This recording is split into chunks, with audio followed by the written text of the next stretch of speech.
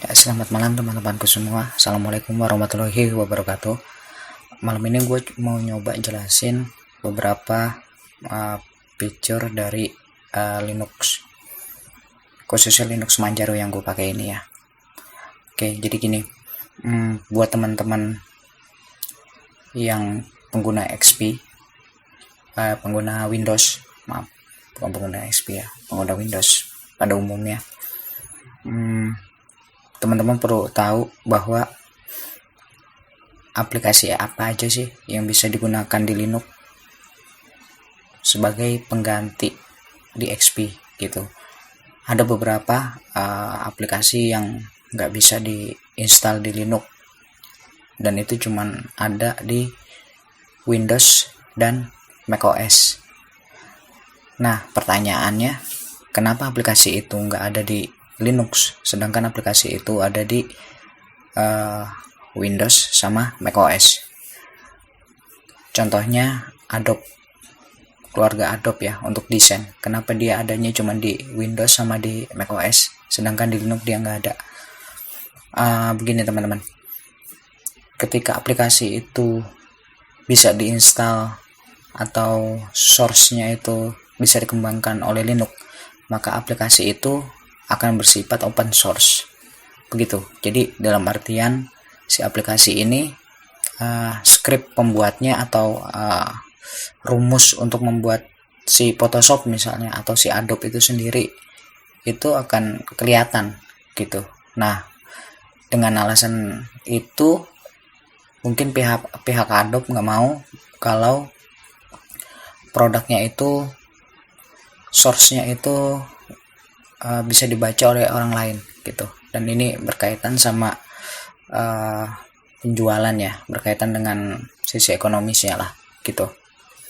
Nah, dan masih banyak aplikasi lain yang memang nggak ada di Linux, melainkan ada di Windows sama di macOS gitu. Kalau di Linux, kalau di Windows aplikasinya sudah package menjadi exe gitu.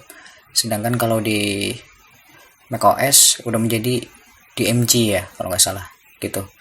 Jadi mereka itu memang source-nya itu dikompil jadi bahasa biner sehingga emang nggak bisa untuk dicontek scriptnya gitu. Oke, nggak panjang lebar. Jadi malam ini gue mau coba jelasin tools apa aja yang gue pakai di Linux dan bikin gue betah di Linux gitu.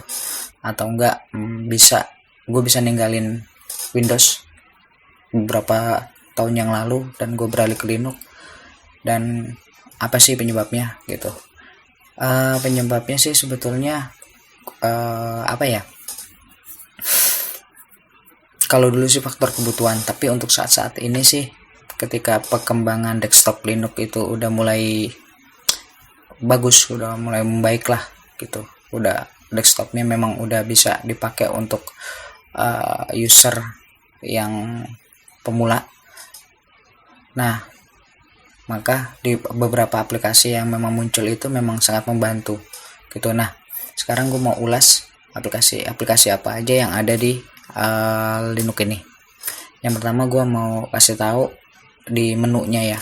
Di menu itu di sini yang gue custom menunya seperti ini. Aslinya bawaan menunya nggak kayak gini. Aslinya bawaan menunya dia kayak Windows 7. Windows ya, kayak Windows 7 lah. Gitu. Bawaannya kayak gitu. Terus ini juga menu juga, ini udah custom. Jadi si Linux ini punya plugin yang dimana fungsi plugin itu kita bisa bebas untuk mendesain desktop sesuai dengan apa yang kita mau atau sesuai dengan kebutuhan kita gitu. Kita mau letakin ininya ada di sebelah kiri bisa, kita mau hapus ininya bisa, atau nggak pakai dua-duanya juga bisa gitu, pakai shortcut nantinya itu ya. Oke, itu udah menu. Yang keduanya adalah yang berikutnya, ini Nah, ini explorernya. Nah, ini explorer yang ada di sini bentuknya kayak gini, hampir sama kayak Windows dan hampir sama kayak macOS juga ya. Jadi ya semua explorer hampir rata-rata bentuknya kayak gini lah gitu.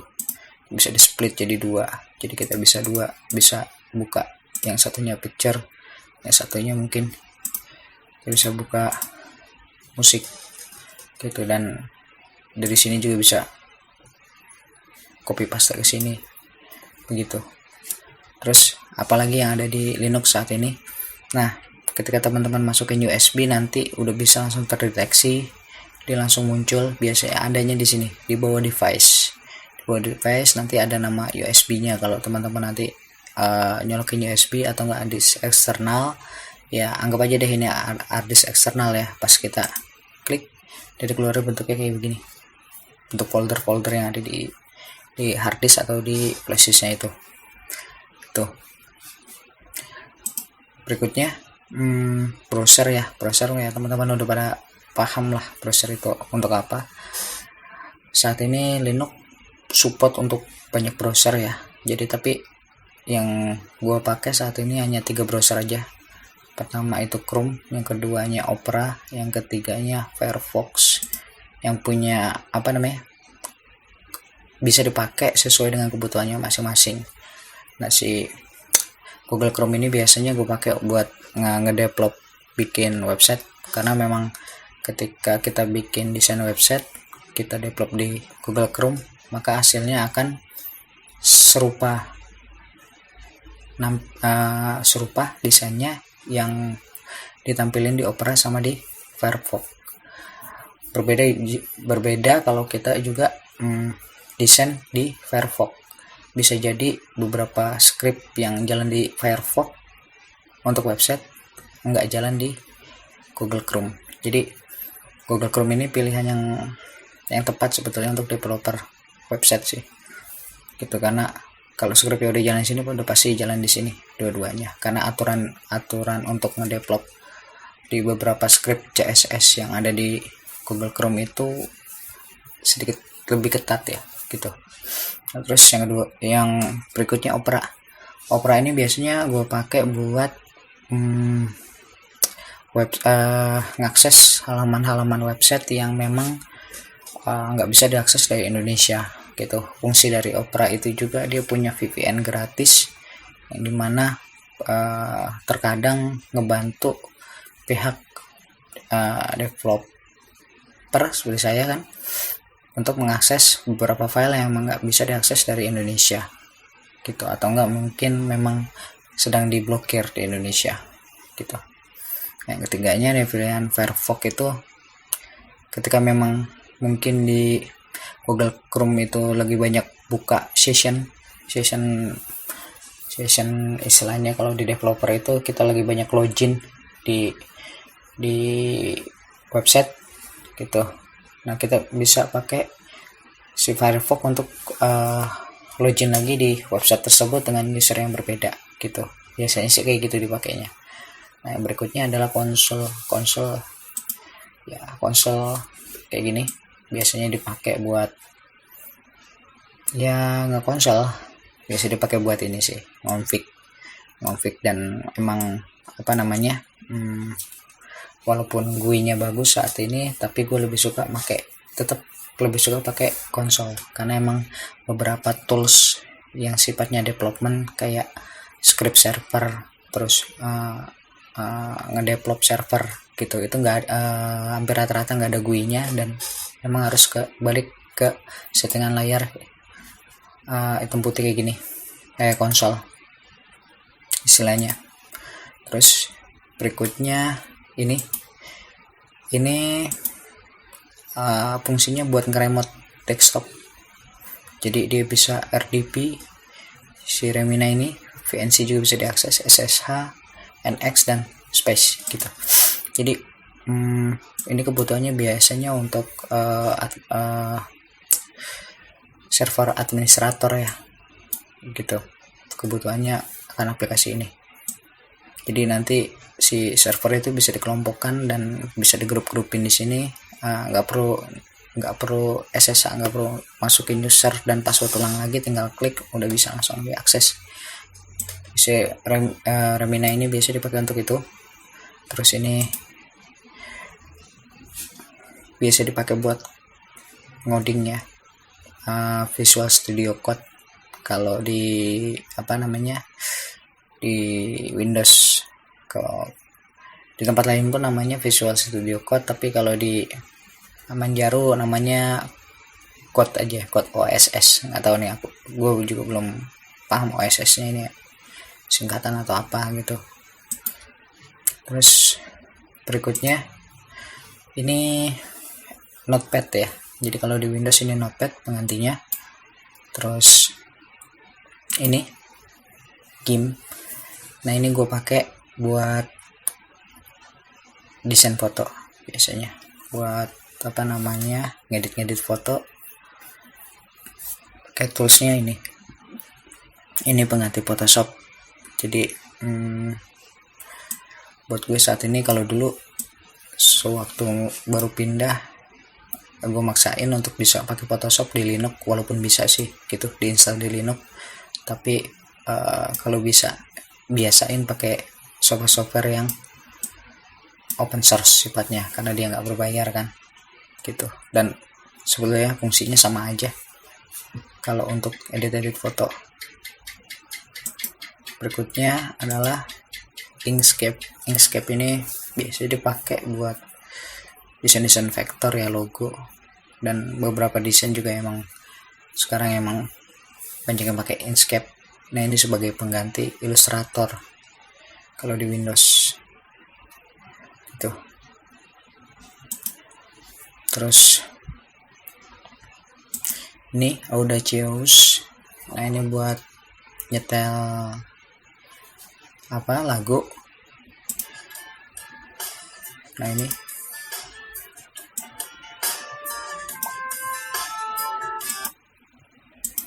gitu. Nah terus berikutnya Audacity buat teman-teman yang biasanya ngedit video pasti udah tahu fungsinya untuk apa. Ini biasa untuk ngedit voice-nya ya, atau untuk ngedit file suara gitu menggunakan Audacity. Terus berikutnya VLC, teman-teman juga tahu sendiri VLC buat nyetel video. Jadi semua format video yang beredar saat ini sudah support sama VLC. Jadi buat teman-teman yang berpikiran, oh di Linux bisa nggak ya nyetel video gitu ya, bisa ini menggunakan VLC ini. VLC udah bisa diinstal di sini. Berikutnya KDN Live.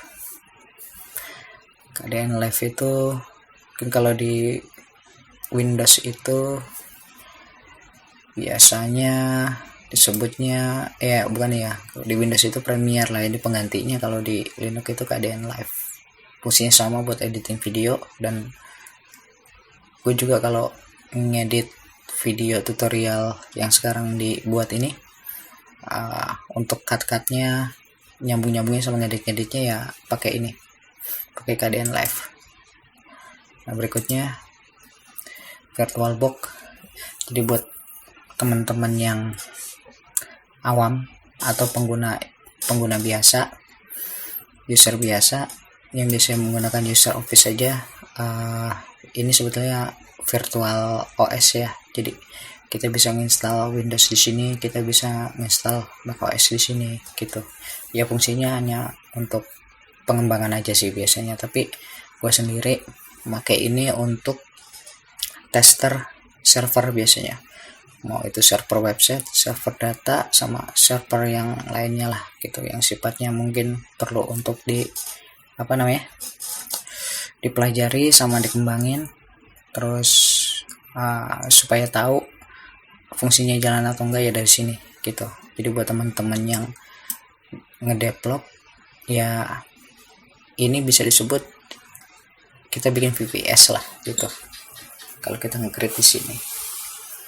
Untuk lebih lanjutnya nanti di chapter berikutnya atau di tutorial berikutnya nanti ketika pembahasan Linux udah lebih dalam, gue akan bikin video tutorial untuk bikin server website melalui VirtualBox dan diakses dari komputer lokal.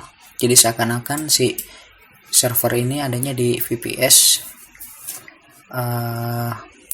server yang ada di luar gitu. Jadi ini kayak semacam simulasinya gitu, dan itu sama persis gitu tahapannya. Nah, berikutnya simple screen recorder buat bikin tutorial. Ya, gua nge-record ini nih, layar ini ya bisa dari simple screen recorder gitu. Berikutnya Gini Motion ini kalau teman-teman di Windows itu biasanya virtual inian ya. Ini sebutnya virtual Android ya. Jadi teman-teman bisa jalanin Android dari PC ini, bisa main game dari sini juga sih sebetulnya gitu. Yang berikutnya adalah OBS, sama kayak si simple screen recorder untuk record ini. Nah, ini saat ini gue pakai ini OBS, ini statusnya aktif ya, dia nih lagi nge-record gitu.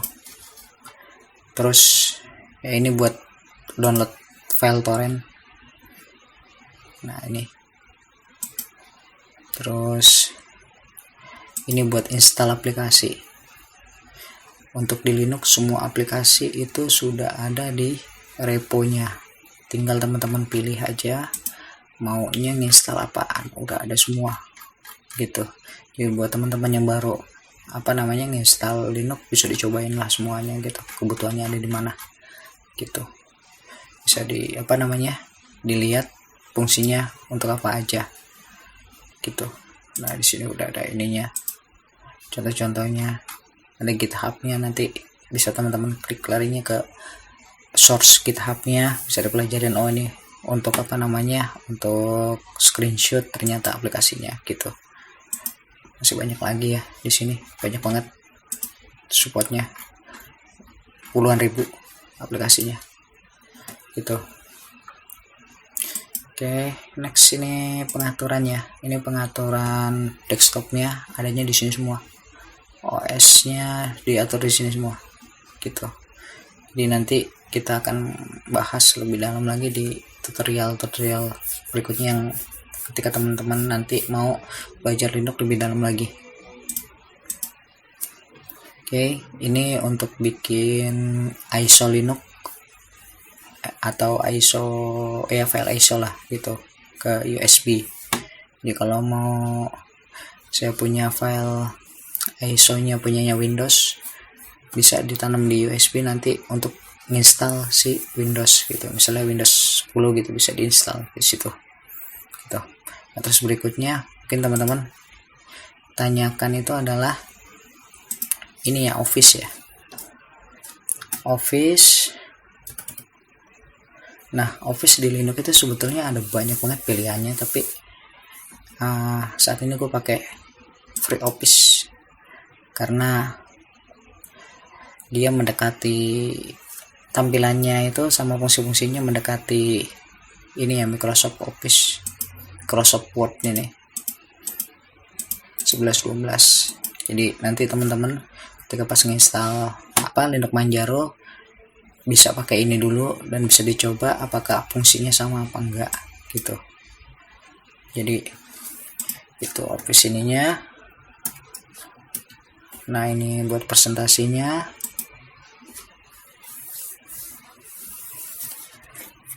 Nah, ini kayak gini tuh, sama persis. Ini fungsinya tinggal dipelajarin, nggak terlalu ribet sih. Kalau teman-teman emang biasa main PowerPoint, pindah ke sini gampang aja gitu. Terus berikutnya apalagi ya, oh ini ya Excel ya.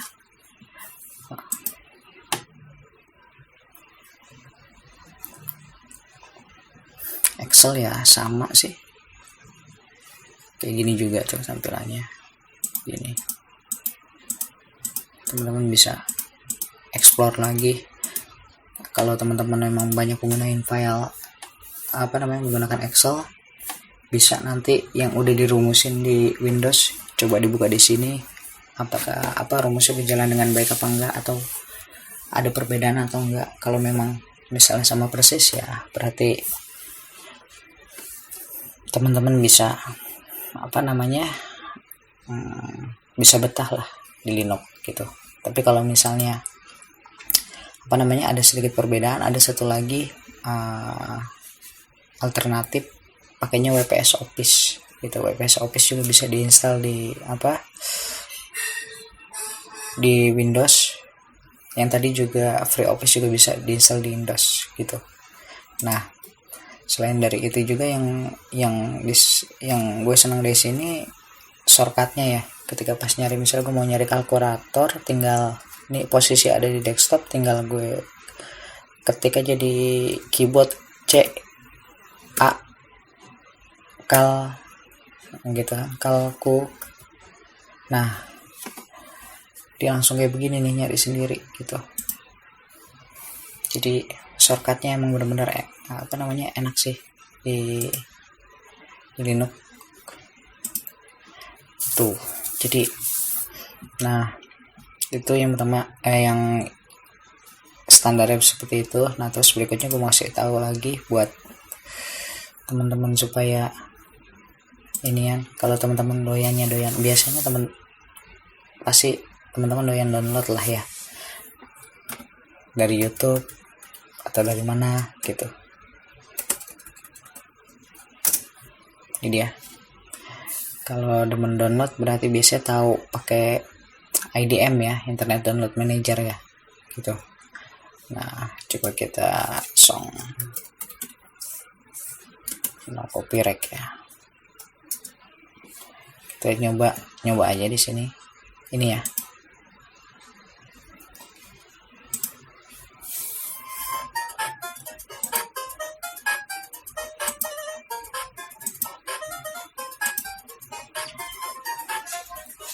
Nah, ini bisa di-download ini bisa langsung di-download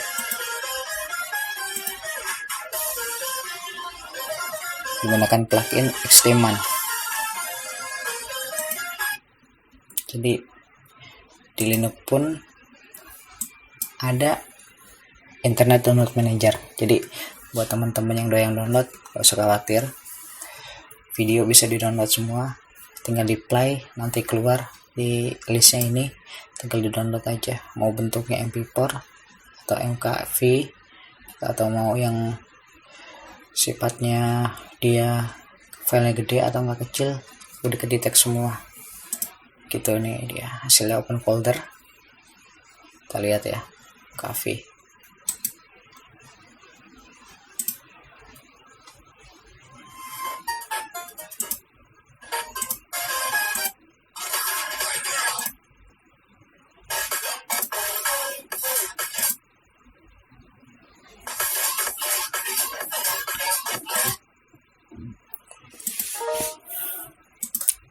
Oke.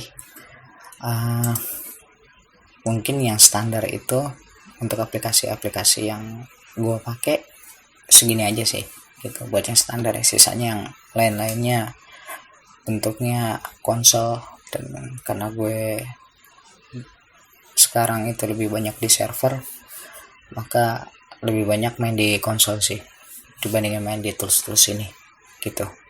Oke, mungkin itu aja ya tutorial dari gue malam ini. Semoga bisa membantu teman-teman untuk bisa memilih apakah teman-teman cocok di Linux atau enggak gitu. Ya udah, oke. Terima kasih.